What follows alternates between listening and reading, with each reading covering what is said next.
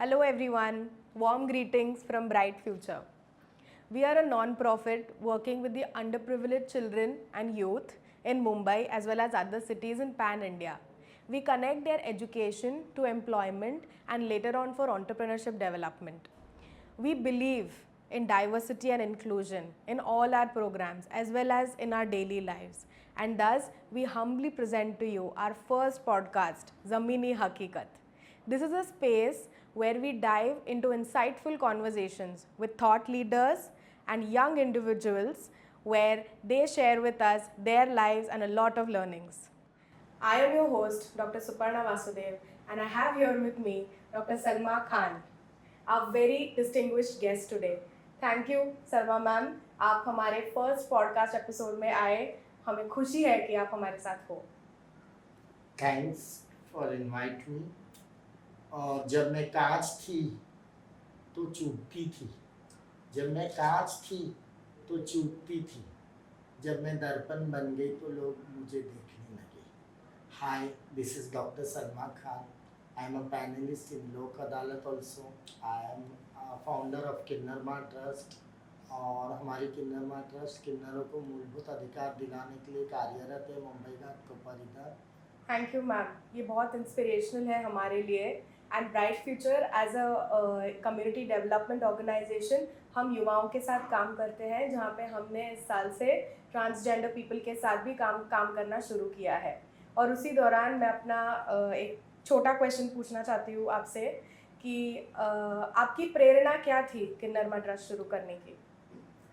Kinnarma trust हमने जब register की थी तो हमने सोचा था सरकार से हम एक शेल्टर होम मांगे क्योंकि महिलाओं के लिए सब कुछ मूलभूत अधिकार है, ट्रांसजेंडर्स के लिए कुछ भी नहीं है। पुरुष प्रधान समाज होने के कारण पुरुषों के लिए सब कुछ सुविधाएं हैं, किन्नरों के लिए कुछ भी नहीं है।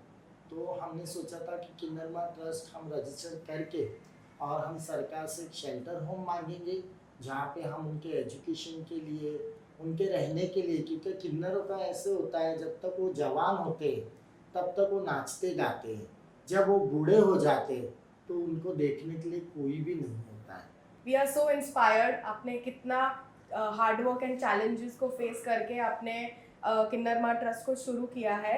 नॉट ओनली दैट, जैसे ही इन्होंने बोला है कि ये लोक अदालत में भी पैनलिस्ट है, she is also a gold medallist at the national level for her social work. And despite all the challenges from her childhood, she not only has a basic education but also a graduation, a post graduation and masters in social work as well as a PhD. तो इसके ही lines में मुझे आपको ये पूछना है कि being a transgender person, can you explain to us how difficult it is to get an education. एक शिक्षण लेने में ट्रांसजेंडर पर्सन के लिए यूथ रह के कैसा है आजकल. देखिए, मैं 11 जून 1974 में जन्म लेती हूँ। 2 बहनें हैं और एक बड़ा भाई है, हम 4 है पूरे. 2 बहनें हैं, एक भाई है और एक मैं, आधी बहन आधा भाई, यानी हम 3.5 भाई बहन हैं पूरे मिला के. तो फिर उन्होंने मुझे म्यूनसिपल स्कूल में एडमिशन कराया तो मैंने बोला नहीं, मुझे इंग्लिश स्कूल में ही पढ़ना है. तो फिर हमारे यहाँ पर नन लोग हैं ना, सिस्टर लोग, तो वो सिस्टर लोगों के पास ले जाके मेरी माँ ने बोला कि भाई मैं इसको स्कूल, इंग्लिश स्कूल की ज़िद है इसकी तो इंग्लिश स्कूल में डालूंगी. तो फिर उन्होंने बोला ठीक है, अगर आप इसका फ़ीस नहीं भर सकते तो हम लोग चर्च की तरफ से भरेंगे. और उन्होंने मुझे एजुकेशन के लिए सपोर्ट किया.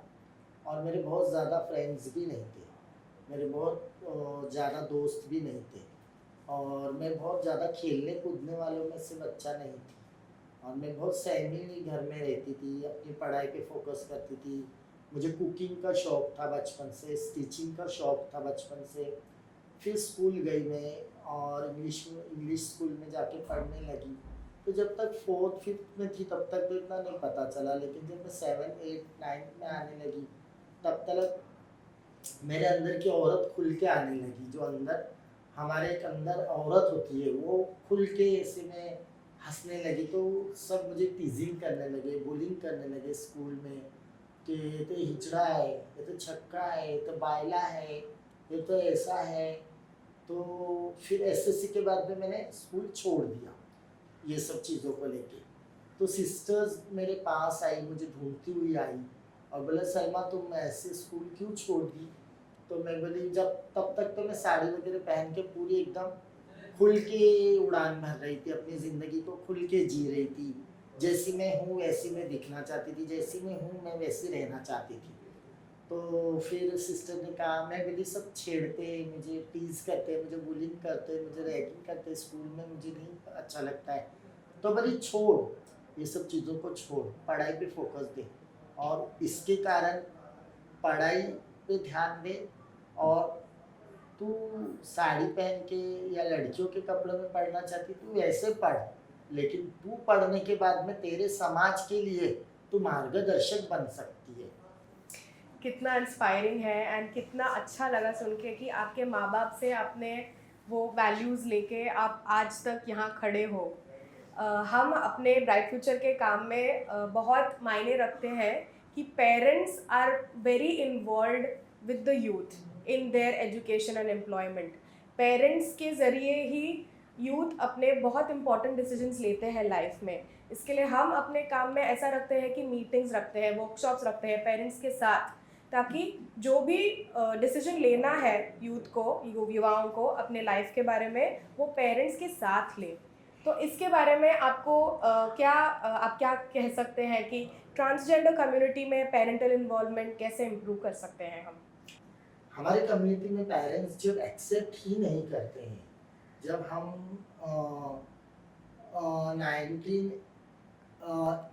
1980 की बात करते हैं या 90 की बात करते हैं, तो जब देखते हैं कि हमारे पेरेंट्स तो हमें सपोर्ट नहीं करते हैं। लेकिन मेरी माँ बहुत अच्छी थी, मेरी माँ बहुत पॉजिटिव थी, और मेरी माँ हमेशा कोई भी किन्नर अगर मुझे ढूंढती हुई मेरे पास आएगी तो वो बोलती थी खाना खा कर जाना, भूखे मत जाना। भले वो मुझे घर से निकाल दिए वो अलग चीज़ हो गई, और फिर मैं सड़क पे आ गई, ठोकर खा के गिरी पड़ी, उठी फिर गिरी, फिर लोगों ने धक्का दिया, गिर गई फिर। लेकिन आज फायदा ये हुआ कि मैं चलना सीख गई। आज मैं बहुत अच्छे से चल सकती हूँ, और मैंने मेरे समाज को भी लेकर चलना सीखा है। Family support after NALSA judgment मैं देख रही हूँ कि थोड़ा थोड़ा सा भी एक्सेप्ट कर रहे हैं। पूरी तरीके से बदलाव आया नहीं है, लेकिन बदलाव की जंग छिड़ चुकी है, और आई होप कि बहुत वो दिन दूर नहीं है कि अब हमारे लोग पायलट, डॉक्टर और इंजीनियर होंगे, बैरिस्टर होंगे, और हमारे लोग पार्लियामेंट में, लोकसभा में, राज्यसभा में होंगे, एमपीज होंगे, एमएलएज होंगे। जब तक हमारा प्रतिनिधि सरकार में जाके बैठेगा नहीं, तब तक सरकार हमारी बातों को सुनेगी नहीं। राइट, बहुत बहुत अच्छा पॉइंट कहा है आपने। जैसे एजुकेशन से लेके एम्प्लॉयमेंट तक अगर उनको अच्छा सीख, सपोर्ट और राइट्स मिले तो कोई इंसान does not determine the gender can reach the Heights that he और शी वांट्स टू। तो इसी को आगे बढ़कर मेरा दूसरा सवाल है आपसे कि एम्प्लॉयमेंट अपॉर्चुनिटीज़ के लिए राइट्स जो मिले हैं नालसा जजमेंट के बाद भी, हमारे youth, transgender youth, every other youth, उनको जो वर्क प्लेसेस में हम डालते हैं एम्प्लॉयमेंट देके, उनको अगर प्लेसमेंट मिलता है या जॉब मिलता है वेदर इन अ गवर्नमेंट और कॉर्पोरेट, वहाँ पे वर्क प्लेस एनवायरनमेंट कैसा होना चाहिए कि उनको सेफ लगे?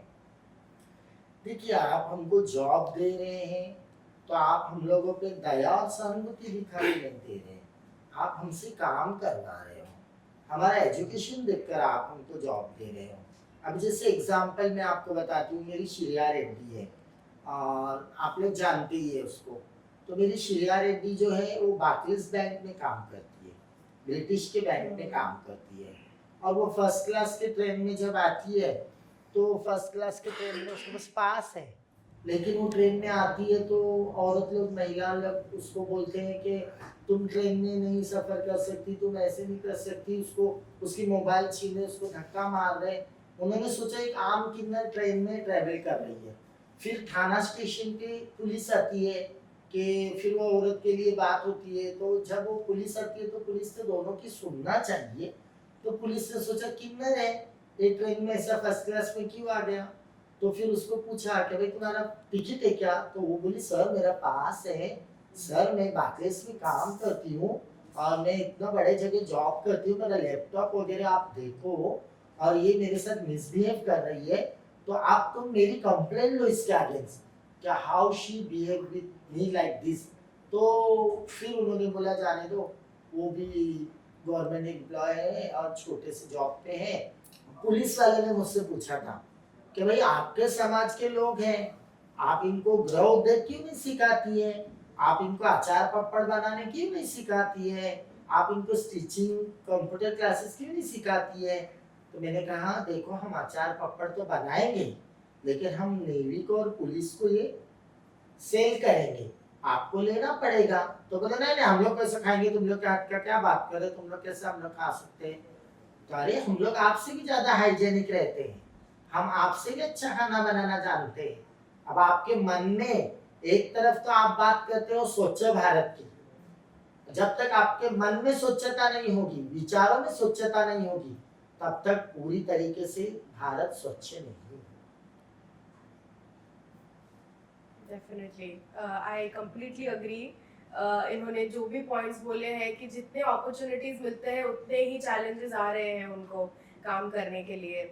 जैसे हमने भी, जैसे हमारे यूथ जो ट्रेन होते हैं उनको वंस वर्क प्लेस में जाके उनको चैलेंजेस जो फेस करते हैं उसके वजह से हमने एक नया शुरू किया है कि एम्प्लॉयर्स के साथ हम मीटिंग करते हैं। जैसे ही पेरेंट्स के साथ मीटिंग करते हैं कि उनको कंड्यूसिव एनवायरनमेंट देने को, प्रोवाइड करने के लिए हम उनको सेंसिटाइजेशन देते हैं, वैसे ही एम्प्लॉयर्स के साथ जाके सपोज कॉर्पोरेट्स का भी जो मैंडेट्स होता है कि how they should behave with employees regardless of gender, regardless of caste, regardless of religion और एनी अदर कैटेगरी।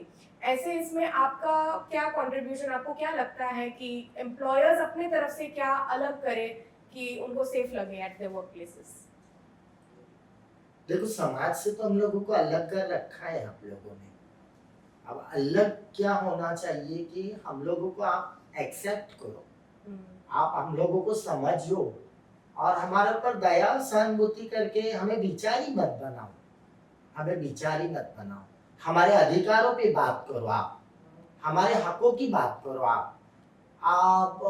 मैं आपको बताती हूँ जॉब के बारे में। हमारी एक किन्नर है जो कॉल सेंटर में सेलेक्ट हो गई, तो जब वो वहां पर गई उसका बायोडाटा देकर, तो बोले नहीं अरे शी इज थर्ड जेंडर, नहीं नहीं नहीं ये तो लड़कियों के लिए है, ये जगह तो तुम लोगों के लिए नहीं है। अरे क्या फर्क पड़ता है कि कोई लड़की कर रही है, कोई लड़का कर रहा है या थर्ड जेंडर कर रहा है, आपने तो उसका एजुकेशन देखकर उसको सेलेक्ट किया है ना, फिर आपने बुला के उसको इंसल्ट की, ये कितनी बुरी बात है। एक तरफ आप बोलते हैं कि आप लोग काम करो, जब हम काम करने जा रहे हैं तो आप हमें काम देने से इनकार कर रहे हैं। अभी जैसे अभी एक एग्जांपल बताती हूँ मैं, मुंबई हाईकोर्ट का ऑर्डिनेंस था कि इनको पुलिस में भर्ती करके लो, पुलिस में भर्ती करके लो। तो फिर हमारी डीजीपी से मीटिंग हुई, बातचीत हुई, तो वो जब रिपोर्ट बना के दे रहे थे, मुंबई हाईकोर्ट ने कहा था कि जब तक भर्ती इन लोगों की नहीं होगी तब तक मेल और फीमेल की भर्ती भी रोको, तो अभी तक इनको भी भर्ती करके लो, मेंशन करके लो, इनको रिजर्वेशन इसमें दो। तो फिर डीजीपी सर मुझसे बोले क्या सलमा जी इनको मेल थर्ड जेंडर करके देने का क्या फीमेल थर्ड जेंडर करके देने का, क्या कैसे करके देने का। तो मैंने बोली वन विंडो अप्रोच कर दो, जहाँ पर वो अपना जेंडर खुद ही बताएंगे कि भाई थर्ड जेंडर हूँ, मेल और फीमेल को छोड़ दो, और आप उसको जो मेल का रिजर्वेशन है वो तो उसका है ही 80%, 20% फीमेल के लिए है, हमारे लिए 1-2% तो आप देखो, और हमारे थर्ड जेंडर के लिए रिजर्वेशन रखो। फिर उनका रिपोर्ट आता है जो हाई कोर्ट में जाता है, मैट के साथ में रिपोर्ट आता है मैट के पास। तो जब वो रिपोर्ट के ऊपर देखते हैं हम, तो हमारी 70 बहनें महाराष्ट्र मुंबई से जिन्होंने पुलिस का फॉर्म भरा, मैदानी परीक्षा दी और लेखी परीक्षा दी, रिटन एग्जाम दिया और उन्होंने मैदानी परीक्षा दी, उसके बाद में उन्होंने 16 जन को शॉर्टलिस्ट किया, फिर 16 जन में से 4 जन को शॉर्टलिस्ट किया कि अच्छे मार्क आए। उसके बाद में 16 में से 0, किसी को भी नहीं लिया। तो किसी को भी नहीं लिया तो फिर हमने पूछा कि ऐसे क्यों किया आपने? इन लोगों ने इतनी मेहनत करी, 5-5 किलो के वो पत्थर के गोले उठा के चढ़े, इतना रस्सी पे चढ़े, इतना वो करे, उन्होंने इतना स्ट्रगल किया, फिर आपने उनको रिजर्वेशन क्यों नहीं दिया? तो बोले महाराष्ट्र गवर्नमेंट के पास कोई जीआर, कोई पॉलिसीज नहीं है, कोई क्राइटेरिया में कैसे देंगे हम इनको, तो हमारे पास कोई जीआर और पॉलिसीज नहीं है, जिसके कारण हम इनको पुलिस भर्ती में नहीं ले रहे हैं। तो मैंने कहा पुलिस भर्ती में आप ले नहीं रहे या पुलिस भर्ती में आप लेना नहीं चाहते, क्या आप हमारे को, आप ये सोच रहे हो कि हमेशा डंडा हमारे ऊपर उठे, सुरक्षा का डंडा हमारे हाथ में ना दे? तो क्यों ऐसा? जब अगर आपके पास में कोई जीआर पॉलिसी नहीं है तो आप है ना, स्टेट गवर्नमेंट के पास नहीं है तो सेंट्रल गवर्नमेंट से लो। फिर तमिलनाडु में वो पुलिस क्यों है, छत्तीसगढ़ में वो पुलिस क्यों है, बाकी की जगह पर वो कैसे पुलिस है? तो अगर एक छत के नीचे दो भेदभाव, ऐसा क्यों? दो नजर से देखा जाए, ऐसा क्यों? जब अगर तमिलनाडु में वो पुलिस है, छत्तीसगढ़ में वो पुलिस है, तो महाराष्ट्र में वो पुलिस क्यों नहीं बन सकते? अगर उनकी इच्छा है कि वो पुलिस बनना चाहते हैं तो आप उन्हें चांस दो। तो बताइए अब इसके अंदर हमारा दोष है या आपके पास जीआर पॉलिसीज नहीं है आपका दोष है, या आपके पास में केंद्र सरकार से लेने की पॉलिसी जो वो है वो नहीं है, तो आप इसमें आपका फॉल्ट है। आज हम लोग सड़क पे आते हैं, भीख मांगते हैं, हम लोग लोगों के घर शादी बच्चा होता है उसमें जाते हैं, हम लोग सिग्नल पे जाते हैं, तो तुम लोग बोलते हैं ये लोग एग्रेसिव हो जाते हैं, ये लोग ताली बजाते हैं, ये लोग ऐसे हो जाते हैं। तो इसका जवाबदार कौन है? इसका जवाबदार हमारे माँ बाप हैं? कौन है इसका जवाबदार? सरकार है। सरकार ने अगर हमारे लिए कोई योजनाएं पॉलिसीज बनाई होती तो आज 77-78 वर्ष हो गए देश स्वतंत्र होकर, तो शायद हमारा समाज भी स्वतंत्रता से जीता। आज आपने हमारे लिए कोई पॉलिसीज नहीं बनाई, कोई पेंशन योजनाएं नहीं बनाई, कोई घरकुल योजनाएं नहीं बनाई, कोई उनके लिए एजुकेशन के लिए कुछ नहीं बनाया आपने, उनके रहने के लिए कोई हाउसिंग स्कीम्स नहीं बनाई। आपने उनके लिए किया क्या है और दिया क्या है? सिर्फ तिरस्कार, हीन भावना, भेदभाव, डिस्क्रिमिनेशन, इसके अलावा आपने क्या किया है? जब तक जमीनी हकीकत नहीं बदले तब जमीनी हकीकत में लाभ मिलना चाहिए। बातें तो लोग बहुत सारी करते हैं।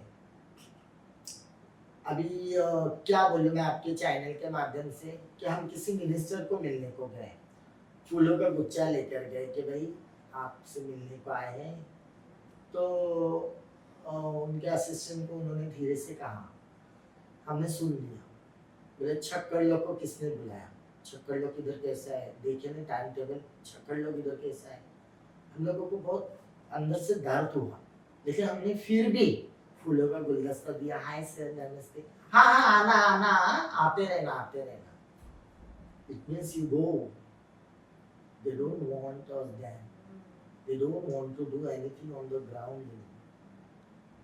मतलब वो बोलेंगे सब कुछ, कागज पे सब कुछ, पर जमीनी हकीकत में कुछ भी नहीं। और मैं महाराष्ट्र की मीडिया को बहुत बहुत धन्यवाद करती हूँ आपके चैनल के माध्यम से, और जो जो डोनर्स ने हम लोगों को राशन सपोर्ट किया, न्यूट्रिशन सपोर्ट किया, मैं उनको भी आपके चैनल के माध्यम से धन्यवाद करती हूँ। कोरोना काल ने हम लोगों को, पैंडेमिक ने बहुत सारी चीजें सिखाई, अच्छी और बुरी। हम लोगों को लोगों ने राशन दिया, कोई 100 किट दिए, किसी ने 50 किट राशन दिए, किसी ने 200 किट राशन दिए। तो हमने क्या किया, 70 से 80 हजार ट्रांसजेंडर्स को वो राशन दिया through out India, through out India, Delhi में, गोवा में, मुंबई में, पूना में, नगर में, नासिक में, हर जगह दिया। 70 से 80 हजार ट्रांसजेंडर्स को हमने 6 से 7 बार राशन दिया। उनको सबको मैं धन्यवाद करती हूँ आपके चैनल के माध्यम से। एक हिस्ट्री शीटर ने आके मेरे साथ बलात्कार जैसी घटना को अंजाम दे दिया। आई एम अ रेप विक्टिम, और जब मेरे साथ बलात्कार हुआ तो मेरे आजू बाजू वाले लोगों ने, हिस्ट्री शीटर था वो, तो मेरे आजू बाजू वालों ने सबने छुड़ाया बचाया, लेकिन तब तक तो वो घटना हो चुकी थी। जब मैं चिल्लाई बोली तभी अड़ोसी पड़ोसी लोग आए, बीच बचाव किया, तब तक तो जो गरिमा लूटनी थी वो लूट गई। उसके बाद में सीसीटीवी था, अड़ोस पड़ोस विटनेस थे, और जब मैं पुलिस में गई अपनी शिकायत दर्ज कराने, तो पुलिस ने मेरी शिकायत दर्ज कराने के लिए 1 महीने का समय लिया और एक्यूज को अरेस्ट करने के लिए 1.5 महीने का समय लिया। तो क्यों? क्योंकि मैं एक किन्नर हूँ। और आजकल के ज़माने में it is so important that we include the rights of everyone disregarding their gender. We strive to include everyone as a part of diversity and inclusion, or not only us but everyone else should strive to do that. तो आपकी तरफ से क्या समुदाय के लिए क्या message है कि we can have a cleaner society? देखिए, पहले तो मैं ये कहूँगी कि which community you are talking about, or your community, what is a community? Community LGBTQI, that is the community is the part of society and system, and the state government and central government want to take responsibility of the community. तो आपके channel के माध्यम से मैं ये संदेश देना चाहती हूँ कि जब हमारे प्रधानमंत्री मन की बात करते हैं तो वो हमारे अधिकारों पे बात कब करेंगे, हमारे मुख्यमंत्री हमसे मिल बैठ के बात कब करेंगे। हम भी मानव हैं, तो मानवता से हमें दूर मत रखिए, मानवता पे हमारा भी अधिकार है। हमारा भारतीय संविधान लिखा था बाबा साहेब आम्बेडकर ने, तो मैं भारत के संविधान का बहुत आदर करती हूँ, और वो संविधान हमारे लिए भी है, और मैं आशा करती हूँ कि हर एक वो किन्नर को न्याय मिले, और हर एक किन्नर को हाँ, आपके घर में या आपके अड़ोस पड़ोस में मेरे जैसी कोई किन्नर पैदा होती है तो आप उसे घर से मत निकालना, आप उसको स्पेशल बेबी की तरह ट्रीट करना, क्योंकि ज़माना बहुत खराब है, ज़माना उसे नोच लेगा, ज़माना उसे झिंझोड़ देगा, हमारे जीवन बहुत कठिन होता है। जो आज समाज के उन्नति में कंधे से कंधा लगा के चल रहा है, हमारे देश की उन्नति हमारी उन्नति, और हमारी उन्नति ही हमारे देश की उन्नति। तो हम लोगों में जाति भेदी को लेकर भी कोई भेदभाव नहीं होता है, रिलीजन्स को लेकर। हम लोग ईद, दिवाली, क्रिसमस सब साथ में मनाते हैं, हम लोग सब त्योहार साथ में मनाते हैं, होली के रंग साथ में खेलते हैं, ईद की सेवैयाँ साथ में खाते हैं, और हम लोग दिवाली भी, क्रिसमस भी साथ में मनाते हैं। तो हम लोग तो ऐसे नहीं सोचते। और transgender, third gender, it's a big umbrella, उसमें लेस्बियंस है, एमएसएम है, गे है, बायोसेक्सुअल्स हैं, उसके अंदर हिजड़ास है, जोगतास है, आराधी है, तो बहुत सारे जन हैं जिन्हें आप देखोगे तो एक अम्ब्रेला बनेगा। वो अम्ब्रेला हम थर्ड जेंडर है। हम पैदा होते हैं तो लोगों को लगता है क्या, अरे तुमने क्या किन्नर को जन्म दिया, छठे को जन्म दिया, लेकिन मुझे नहीं मालूम था कि आप आन बान वाले हो और मैं आपके घर में जन्म ले रही हूँ, इसमें मेरा कोई दोष नहीं था। और आप लोग ब्राइट फ्यूचर के साथ में भी जुड़े रहिए। ब्राइट फ्यूचर जो काम कर रहा है, मुझे आज बहुत अच्छा लगा आकर, बहुत अच्छे से बातचीत हुई, और मुझे ऐसा लग रहा है कि अभी हमने कुछ बात ज़्यादा की ही नहीं है, थोड़ी सी बात बहुत है, समझदार के लिए, समझने वालों के लिए इतना ही बहुत है। अगली बार हम मिलेंगे तो बहुत सारी बातें करेंगे। डेफिनेटली मैम, डेफिनेटली आपने जितना बोला है वो हमें भी कम ही लग रहा है। We definitely meet once more, और बहुत कुछ प्लान करना है। हम जैसे ट्रांसजेंडर कम्युनिटी के साथ काम करना शुरू किए हैं, एंड वी इम्प्लोर, जैसे कि मैम ने कहा है, अगर आपके अराउंड आपको अगर लगे कि किसी भी ट्रांसजेंडर व्यक्ति को सपोर्ट चाहिए, गाइडेंस चाहिए, आपको खुद देना है, and you can always reach out to Bright Future as well as Kinderma Trust. We are always there to support and help you. Bright Future 3 month training program दे रहा है transgender communities को in all our communities in Mumbai as well as in other cities in pan India. तो आप अगर उसके लिए register करें हमारे सोशल वर्कर के हेल्प से, आपके कम्युनिटी के अंदर आके करियर गाइडेंस में आपको हेल्प कर सकते हैं, as well as 3 months training for technical skills as well as soft skills, उसके बाद एम्प्लॉयमेंट अपॉर्चुनिटीज भी देते हैं। और हमारे एम्प्लॉयर नेटवर्क में ऐसे हैं कि they are all inclusive diverse employers हैं, जिनके साथ हम सेंसिटाइज करके बात करके उनको ऐसे वर्कशॉप्स देके उनको सेंसिटाइज कर रहे हैं that they should be open to give employment to everyone regardless of their gender. So please reach out to us and stay tuned for the next podcast channel. Thank you.